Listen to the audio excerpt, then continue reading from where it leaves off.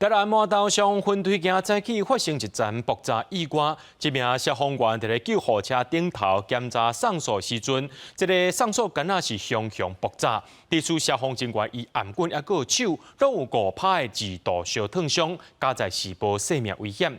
初步认定是这杆仔甲这控制器的接头一个所在漏气，搁再撞到静电才会爆炸。不过这详细原因搁需要调查。第三座的红色外底烧一大坑，台南麻豆消防分队13早起进行车辆装备器材保养。一个姓洪的消防员伫检查救护车顶3合一散锁组的时阵，竟然起爆，致使消防员颔棍耳仔甲手差不多5%、2度烧烫伤。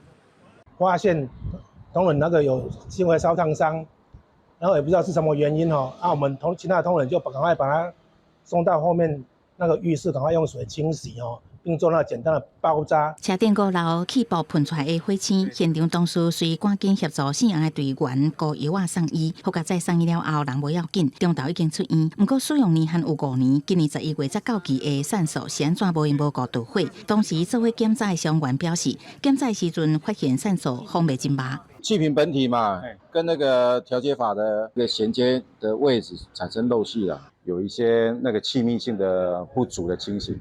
那我们跟同事跟我另外一个同事在做这个部分在补强的时候，然后进而发生这个问题。散锁组内光线烧甲扬起臭火大，分队初步知晓可能是散锁杆仔漏气了后，好亲像佫拄到静电才导火。不过详细导火原因也有待消防局火调科甲器材厂商等共同调查查清楚。记者综合报道。